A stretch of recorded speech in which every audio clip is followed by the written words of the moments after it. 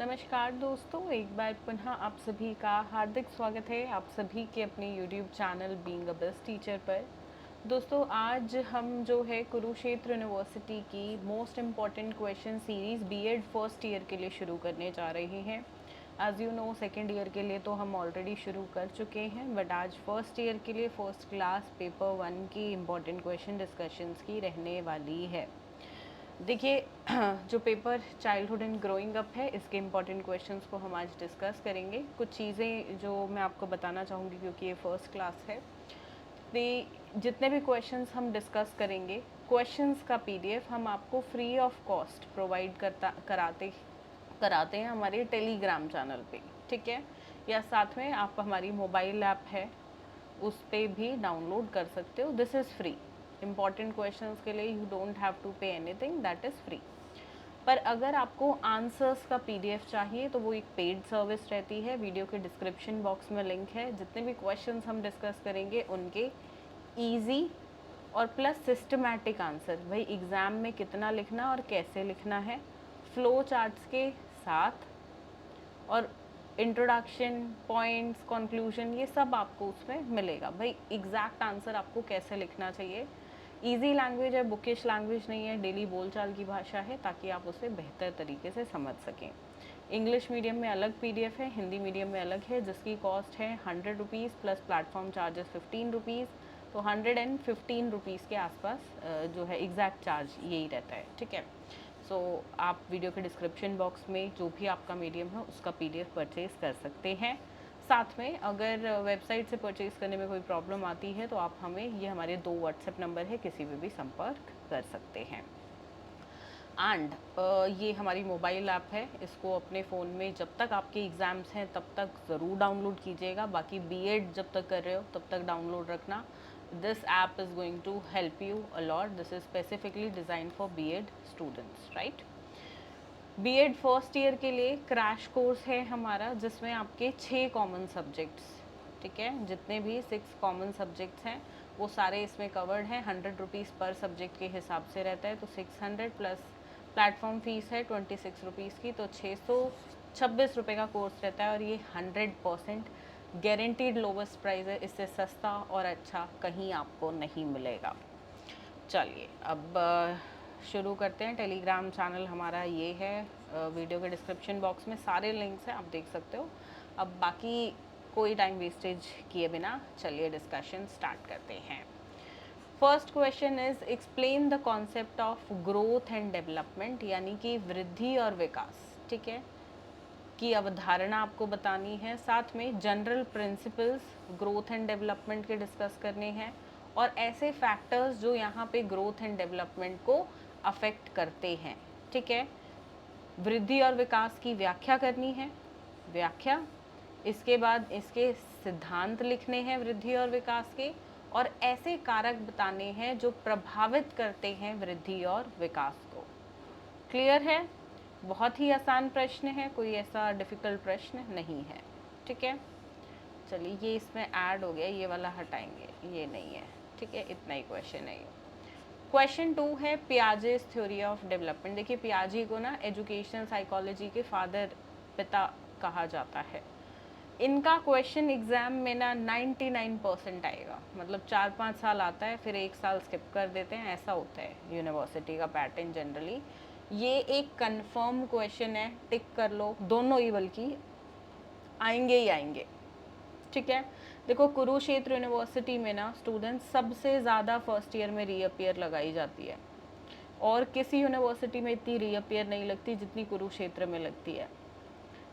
आपको रिक्वेस्ट है, टाइम ज़्यादा डिवोट करना है, पैसे नहीं देखने हैं कि मैं कितना खर्चा, अपनी खर्चा नहीं होता, पैसे तो इन्वेस्टमेंट होती है पढ़ाई पे हमेशा। तीसरी चीज़, लाइटली नहीं लेना है पेपर्स को कि ऐसे ले लो, अरे कर लूँगा, हो जाएगा, ये सोच के चलोगे रीअपियर लगेगी लगेगी। हर साल न जाने कितने स्टूडेंट्स हमारे पास रीअपियर लगने के बाद आते हैं कि मैम गलती हो गई, हमने ढंग से नहीं पढ़ा, हमने सोचा हो जाएगा।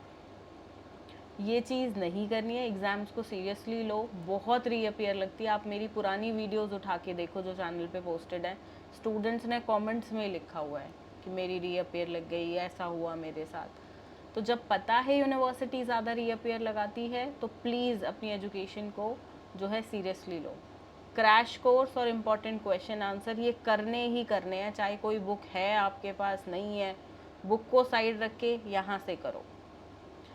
ये रीज़न इसलिए है क्योंकि बुकिश लैंग्वेज से समझ नहीं आएगा, प्लस कुरुक्षेत्र यूनिवर्सिटी के लिए जो बुक्स मार्केट में मिल रही हैं उनमें काफ़ी सारे टॉपिक्स हैं ही नहीं, हैं तो उनकी एक्सप्लेनेशन थोड़ी थोड़ी है। तो 50-60% कंटेंट के साथ दिक्कत है बुक्स में, तो इसलिए please go with exam oriented material.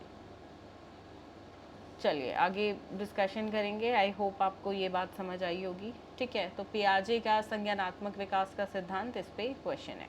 ठीक है, अब क्वेश्चन 3 है एरिक्सन की थ्योरी पे। ये भी बहुत इंपॉर्टेंट क्वेश्चन है, सोशल और इमोशनल डेवलपमेंट थ्योरी।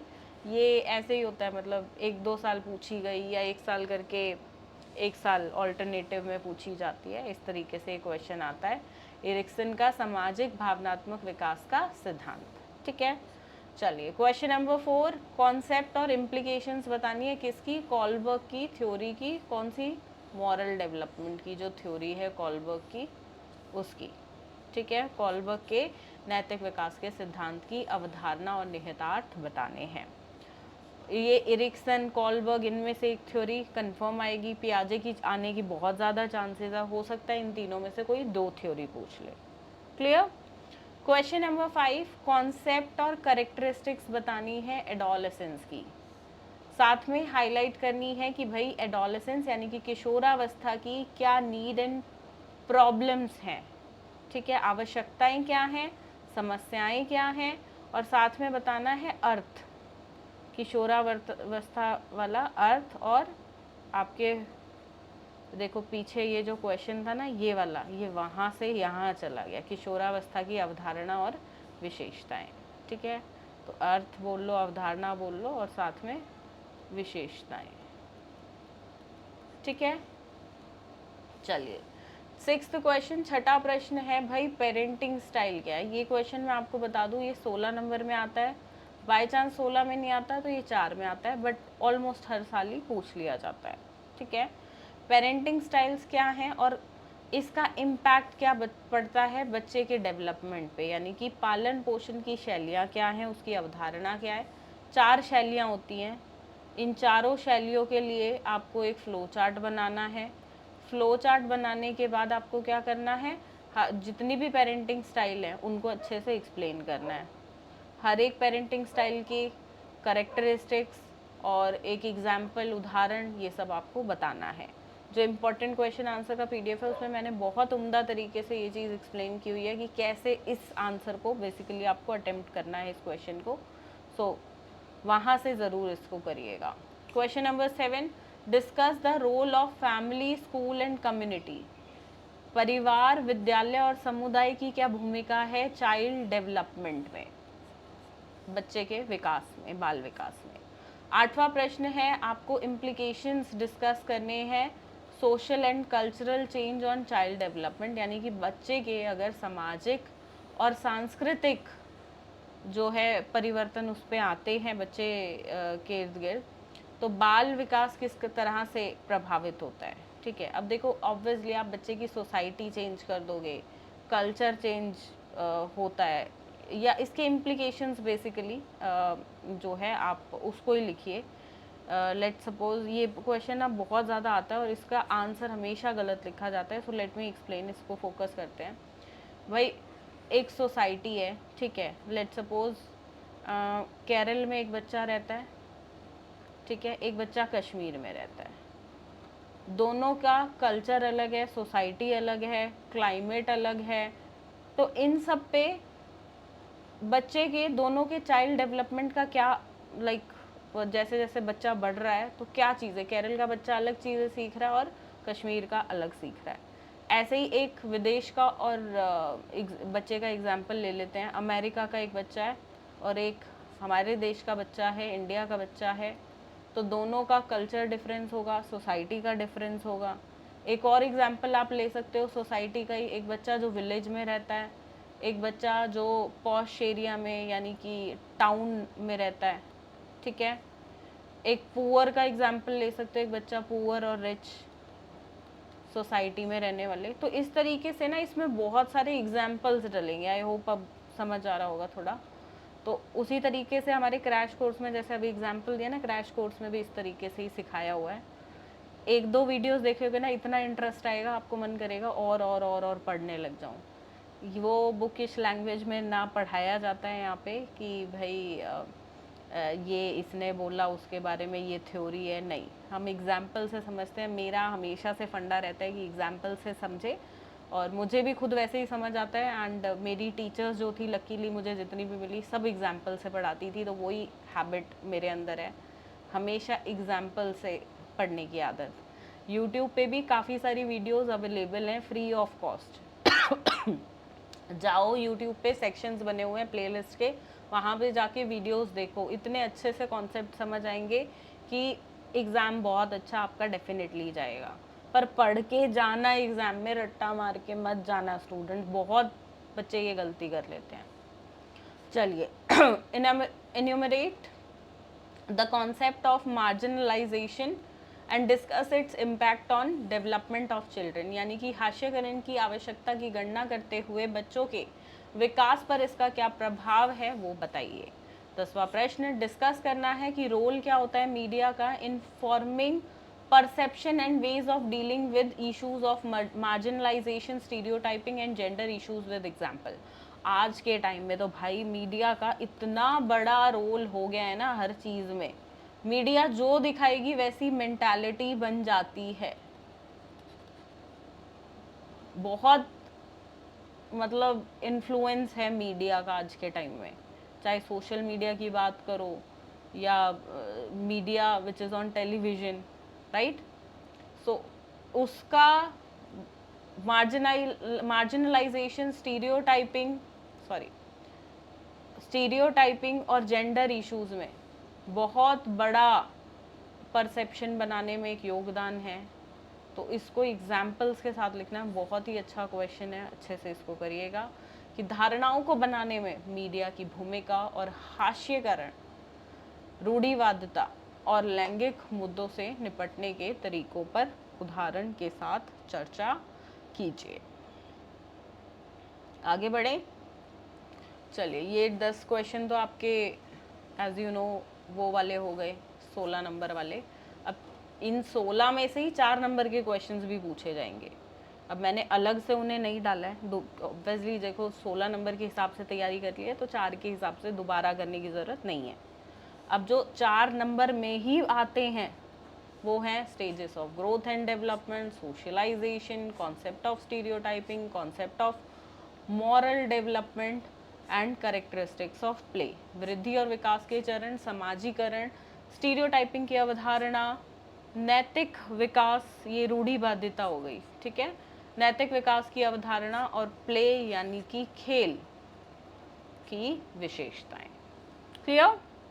चलिए, सिर्फ 11 क्वेश्चन हैं, ये कर लो, पेपर बहुत बढ़िया जाएगा आपका। एंड आपका 99% पेपर बोलूँ तो यहीं से बन जाएगा। और वैसे 9 क्वेश्चन आते हैं, 9 में से 7-8 यहाँ से आ जाएंगे इजीली आपके, ठीक है। तो अच्छे से तैयारी सिर्फ इन इम्पॉर्टेंट क्वेश्चन से कर लो, लास्ट मोमेंट के लिए सबसे बेस्ट है। बाकी इम्पॉर्टेंट क्वेश्चन आंसर का जो PDF है उसको ज़रूर लेना है आपने। ये मत सोचना मैम 115 का है, मैं ये खर्चा नहीं करना चाहता हूँ। एक चीज़ बताती हूँ, अगर रीअपियर लग गई, रीअपियर का फॉर्म बहुत महंगा होता है, पर सब्जेक्ट के हिसाब से बता रही हूँ, आई थिंक 1000 रुपये के आसपास का एक सब्जेक्ट का फॉर्म होता है। उसके अलावा आपके ट्रैवल चार्जेस लग जाएंगे।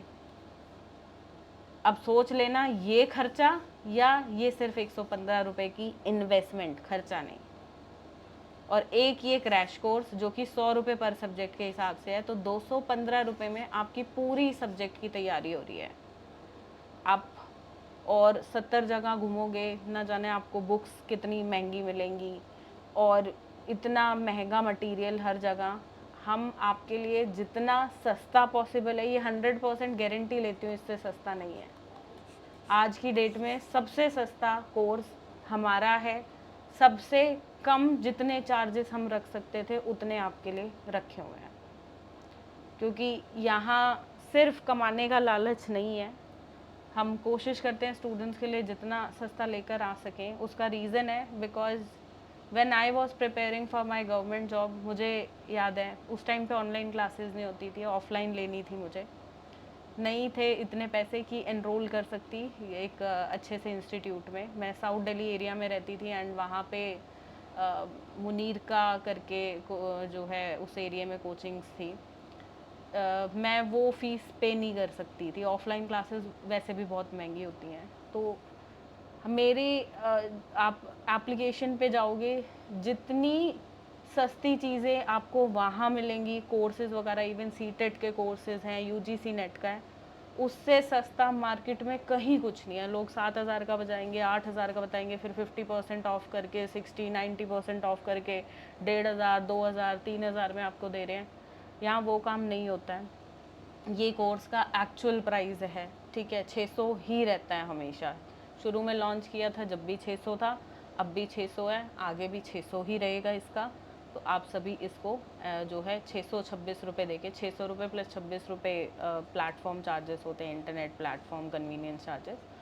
तो ये आपकी पढ़ाई इतनी अच्छी और स्मूथ कर देगा कि you are going to love education. आपको बीएड की जर्नी आसान और अच्छी लगेगी। और भी बताती हूँ, देखो अब पढ़ लिया, ठीक है, पढ़ लिया, उसके बाद भी रीअपियर के चांसेस हो जाते हैं, क्योंकि यूनिवर्सिटी में थोड़ी प्रॉब्लम्स हैं चेकिंग में। तो उसके लिए भी ना मैंने टिप्स आपको दी है कि रीअपियर लगने से आप कैसे बच सकते हो। चैनल पे वीडियो है, तो आप प्लीज़ उसको देखिएगा, उसमें जो जो टिप्स बताई हैं उसको ज़रूर फॉलो करना है। कुरुक्षेत्र यूनिवर्सिटी के स्टूडेंट्स के लिए ही सिर्फ मैं ये बात बोलती हूँ, बाकी और यूनिवर्सिटीज़ का तो फिर भी रिज़ल्ट सही रहता है, कोई ऐसी दिक्कत नहीं होती खास। बट कुरुक्षेत्र की में बहुत रीअपियर लगती हैं स्टूडेंट्स की, मतलब 60-70% बच्चों की मुझे लगता है लगा ही देती है यूनिवर्सिटी। और ये सिर्फ बीएड में नहीं है, बाकी कोर्सेज़ में भी ये दिक्कत है, पर बीएड में मेरे हिसाब से सबसे ज़्यादा है।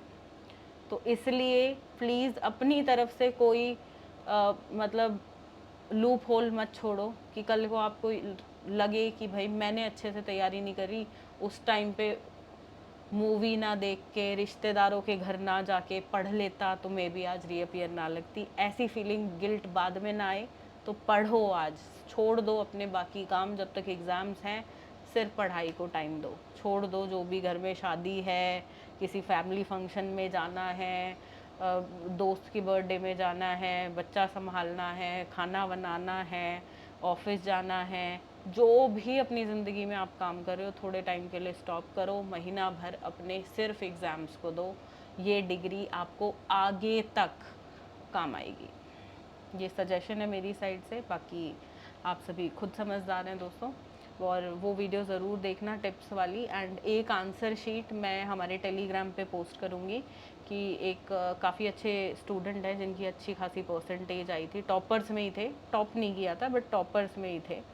तो उनकी आंसर शीट का पीडीएफ जो है मैं हमारे टेलीग्राम पे बहुत जल्दी पोस्ट करने वाली हूँ। तो मेक श्योर टेलीग्राम पे जुड़ो और उस आंसर शीट को देखना कि उस बच्चे ने आंसर्स कैसे लिखे हैं, ठीक है। चलिए, इस क्लास के लिए इतना ही। बाकी अब पेपर 2 की क्लास में, कंटेम्प्रेरी इंडियन एजुकेशन की क्लास में हम मिलेंगे, डिस्कस करेंगे अगले सब्जेक्ट के important questions and step by step बाकी एक एक करके सारी क्लासेस आपको मिलती जाएंगी, ठीक है, सभी सब्जेक्ट्स की।